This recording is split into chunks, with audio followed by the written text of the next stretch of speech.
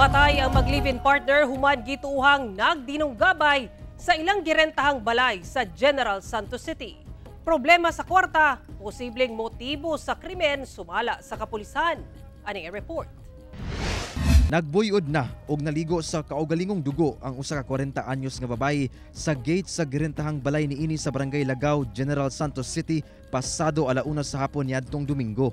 Sa pagsuta sa kapulisan, dunay tulo kasama dinunggaban sa liog ang biktima.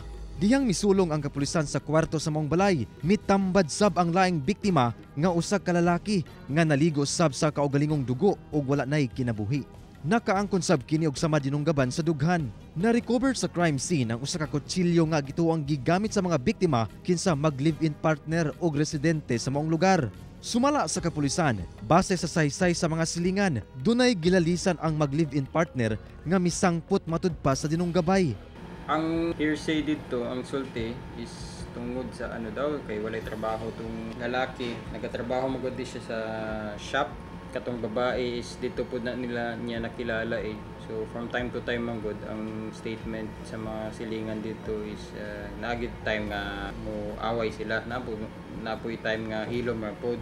Ang motive na ginatanaw namo is based dito sa statement sa mga silingan niya which is katong sa financial na trouble. Posible matud pa nga ang babae ang unang nga nanunggab sa lalaki, dayon gihulbot sa lalaki ang kutsilyo o gidunggab sab ang babae. Ay based sa statement sa mga tao dito, ang nakakita gyud is nauna nagsaksak tong babae, then gikuha na sa lalaki ang kutsilyo, then siya na pod ang nanaksak. Lain-lain ang version but since ingani ang case is wala may putay complainant kay pareho sila ang biktima diri. Gitagad na matud pa sa mga kabanay ang patayng lawas sa duha. Wala matud pay nakit-ang foul play ang kapulisan sa insidente. Apan mo imbestiga gyapon sila kung dunay mga ebidensya nga sukwahi sa paunang investigasyon.